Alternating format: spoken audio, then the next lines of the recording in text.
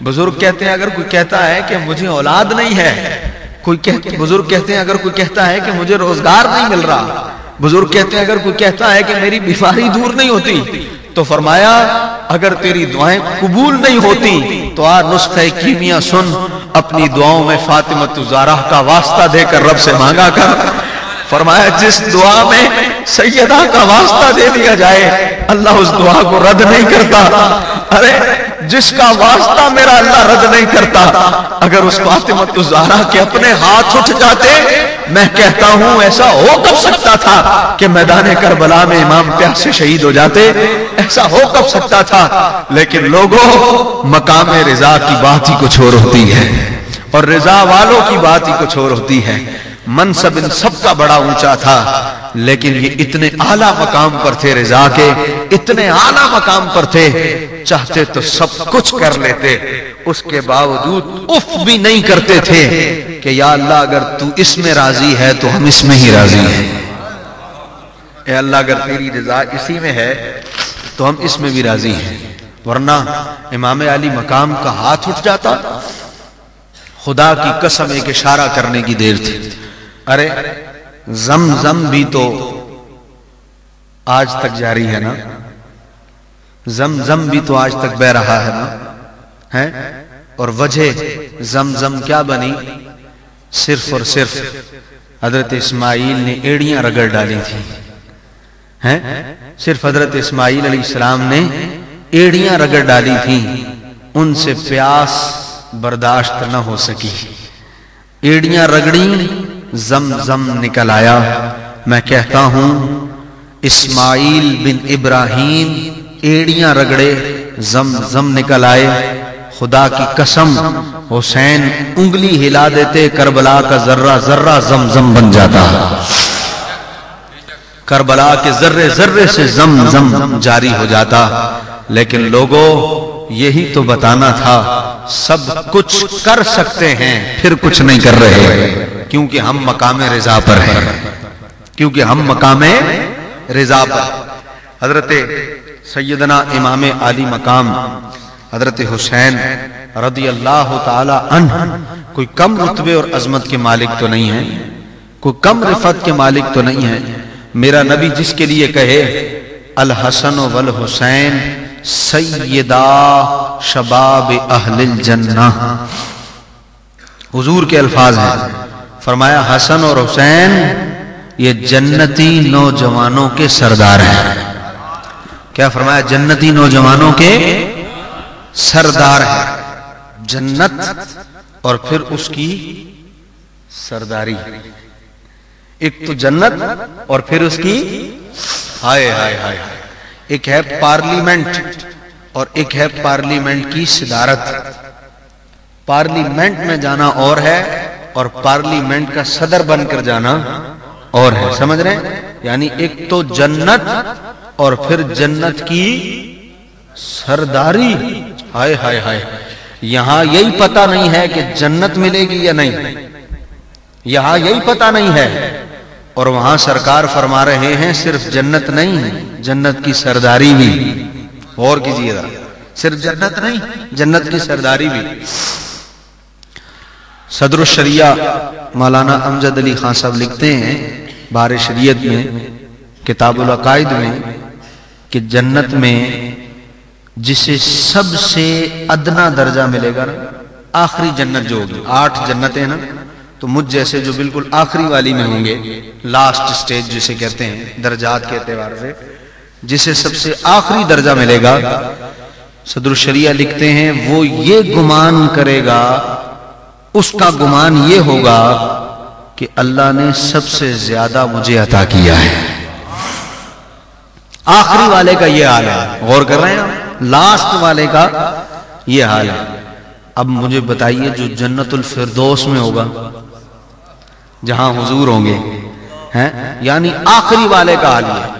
और फिर वेटर आएगा, आपने दिल चाहा के कढ़ाई खानी है तो पहले सुपर हाईवे जाएंगे, किसी अच्छे से होटल पे बैठेंगे, फिर वेटर आएगा, फिर ऑर्डर देंगे, फिर आधा घंटा पकने में लगेगा, जब तक आप बैठेंगे 2 दफा से बुलाकर पूछेंगे भाई कितनी देर लगेगी, हैं? फिर कहीं तैयार होगी, फिर खाएंगे। यहां ऐसा नहीं है।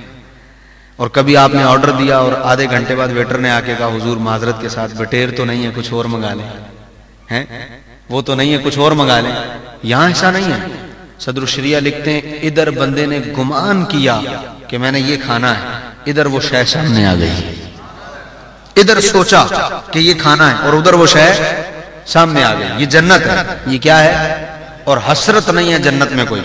इसका 120 गज का प्लाट है तो मेरा 120 गज का क्यों नहीं है? इसका 240 है तो मेरा 1000 गज का होना चाहिए। हसरत नहीं है। यानी आखिरी वाले का भी हाल यह है कि मुझे सबसे ज्यादा मिला है। मैं पूछता हूं, एक तरफ तो खाली जन्नती का ये क्या हाल ये है, उसकी अजमत ये है कि उसका गुमान ये है मुझे सबसे ज्यादा मिला है। और एक आम जन्नती का ये हाल है जिसे जन्नत में सरदारी नसीब हो जाए, उसकी अजमतों का आलम क्या होगा। जिसे जन्नत में सरदारी मिली है, सोचें कि वो कितने आला मर्तबे पर होगा। अब एक तरफ मकाम ये, एक तरफ रुतबा ये, एक तरफ अजमत ये। हजरत जी वकार और जिनके ये साहबजादे हैं, इनकी वालदा को जो सैयदा फातिमा ज़हरा कहा जाता है, हाल एक तरफ ये बेटे हैं तो हुजूर ने फरमाया ये नौजवानों के सरदार हैं, और उधर बेटी है हुजूर की तो सरकार ने फरमाया ये जन्नती खवातीन की सरदार है। कमाल है। सरदारियां यहां भी उनकी और सरदारियां वहां भी उनकी। पगले तुझे जन्नत मिलना मुश्किल है, तुझे जन्नत मिलना मुश्किल है, और यहां इन्हें तो सरकार ने सरदारियां अता कर दी हैं। इनका मनसब तो इतना ऊंचा है, इनका रुतबा तो इतना ऊंचा है। और फिर हजरत जी वकार हशर का दिन होगा। जो लोग हरमैन तैयबैन की सादत के लिए गए हैं, हजरत जी वकार अल्लाह ले जाए, जो नहीं गए, जो गए हैं वो मेरी बात की तायीद करेंगे। हज के मौके पर तवाफ ज़ियारत का मौका नसीब हुआ होगा। बंदे से बंदा जुड़ा हुआ, बंदे से बंदा जुड़ा होता है। और हालत क्या होती है हजरत जी वकार, बंदे से बंदा मिला है, बराबर में खातून चल रही हैं, इधर मैं हूं, इधर आप हैं, इधर खातून है। हजरत जी वकार और मन की पाकीज़गी का हाल पता है क्या है? बंदा खुद बच रहा है औरत से कहीं टकरा ना जाओ। ऐसा ही आप बंदा बच रहा है कि कहीं मेरा जिस्म औरत से मस ना, खुद बच रहा है। वजह क्या है? काबा सामने है। वजह क्या है? बड़ी ऊपर की बात करने जा रहा हूं। वजह सिर्फ यह है कि मैं खुदा के घर में हूं, काबा सामने है। तो पाकीज़गी का हाल यह है कि बंदा खुद बचता है कहीं मेरा जिस्म औरत से मस ना हो जाए, खुद बच रहा है। हालांकि बंदे से बंदा मिला है, हाल रश का ये है, खुद बच रहा है कहीं टकरा ना जाऊं। हजरत जी वकार अब ये तो वहां की बात है जहां 25 लाख 30 लाख लोग हैं। अब है मैदान हश्र जहां सारी दुनिया जमा है, सारा आलम जमा है। यहां काबा सामने है तो पाकीज़गी ये है कि कहीं मेरा जिस्म औरत से न टकरा जाए। अब वहां पाकीज़गी का क्या हाल होगा जहां खुदा सामने हो। मैदान हश्र है, खुदा सामने है, और फिर हर कोई अपने अपने गुनाहों के पसीने में थर थर कांप रहा है, डूब रहा है। पता नहीं बनता क्या है, पता नहीं अमालनामा सीधे हाथ में मिलता है या उल्टे हाथ में मिलता है। हालत ही अजब है। और सूरज 1.25 मील पर है, जमीन तांबे की, नफ्सो नफ्सी का आलम, और डर लगा पड़ा है। अपने करतूत सबके सामने नजर आ रहे हैं, मैंने ये दुनिया में किया है। हाय अब पाकीज़गी का क्या आलम होगा दिल की। यानी एक रत्ती बराबर की खराबी दिल में आ सकती है उस वक्त, है रत्ती बराबर।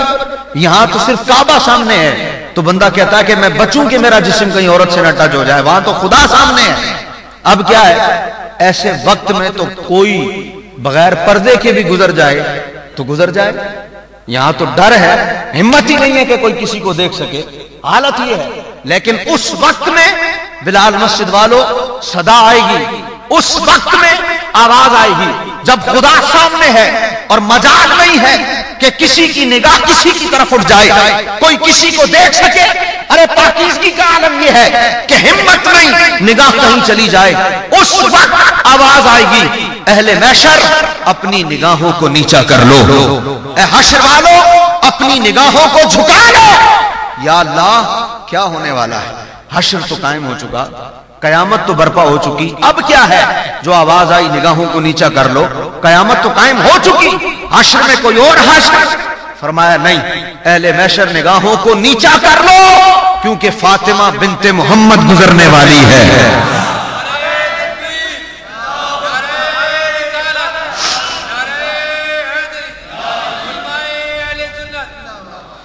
फरमाया निगाहों को नीचा कर लो, क्योंकि यहां से अब गुजर होना है सैयदा फातिमा ज़हरा का। हज़रात ज़िक्र गौर करें, एक तो खुदा सामने है, वैसे हिम्मत नहीं है कि कोई निगाह ऊंची कर ले, फिर भी अल्लाह कह रहा है निगाहें नीची करो, और निगाहें नीची भी हो गई तो अब सैयदा बेशक आराम से भी गुजर जाए। वहां हिम्मत होगी किसी की कि निगाह उठा ले जब खुदा कह दे? बोले अब हिम्मत है किसी की कि कोई निगाह उठा ले? हिम्मत ही नहीं है। लेकिन फिर हाल यह है कि सैयदा 70,000 हूरों के झुरमट में होगी, 70,000 हूरों का झुरमट होगा, और सैयदा गुजरेंगी तो किस तरह का? जैसे बिजली की तेजी होती है, सैयदा यूं गुजर कर जाएगी। मैं बड़ा हैरान और शशुपंज में रहा कि इस कदर एहतिमाम की क्या जरूरत थी। तो फिर मेरा दिल बोला खिजरुल इस्लाम हयाए फातिमत ज़हरा का तकाजा था ही यही, हयाए फातिमत ज़हरा का तकाजा था ही यही कि सैयदा गुजरें तो यूं गुजरें कि 70,000 हूरों का झुरमट भी हो और लोगों की निगाहें भी नीची हों। अरे ये तो वो चादर है जिससे सूरज को भी हया आती है, हैं? सैयदा का मकाम ये है। अगर इनके हाथ उठ जाते तो मैं कहता हूं मैदान करबला का मंजर ही बदल जाता। शान और अजमत ये है, रुतबे ये हैं, मकाम और मर्तबा ये है। हजरत जी वकार खानदान का कोई एक फर्द भी ऐसा नहीं है जिसके बारे में ये कहा जाए कि ये जरा अजमत में कम है, बाकी सारे आला है। एक फर्द यहां अगर पूरे खानदान में एक मामू ही आईजी लगा हो तो उस एक मामू के सर पर सारा खानदान उछलेगा। एक मामू के सर पर, जानते हो वो मामू किसी का चचा होगा, वो मामू किसी का ताया होगा, वो मामू किसी का भाई होगा, वो मामू किसी का बाप होगा। वो एक बंदा मनसब वाला होगा और सारा खानदान उसके एक मनसब पर उछलेगा।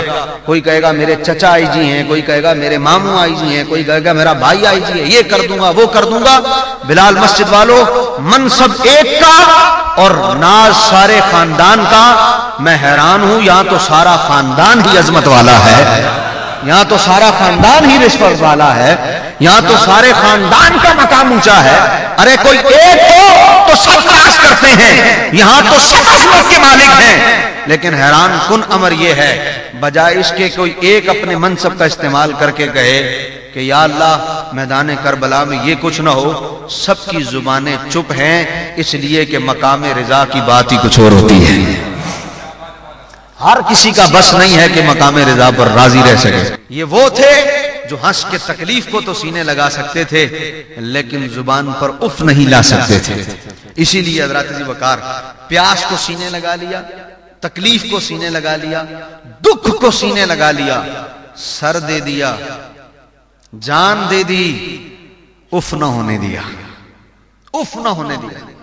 मैं मकाम तखय्युल में, हालत तखय्युल में इमाम अली मकाम की बारगाह में हाजिर हुआ और मैंने अर्ज की, या हुसैन आप यजीद की बैत कर लेते, अगर आप बैत यजीद कर लेते तो जो कुछ मैदान करबला में हुआ ये सब कुछ ना होता, ये 72 तन शहीद ना होते।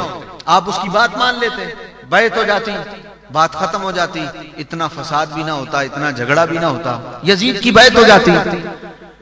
तो जवाब आया इमाम अली मकाम की बारगाह से।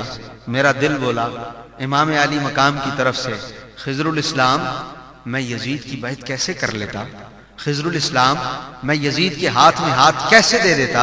अरे तुमने सुलह हुदैबिया का वाकया नहीं देखा, मेरे बाबा ने अपने हाथों से नाम लिखा था हुजूर का कि ये मुआहिदा कुरैश, ये मुआहिदा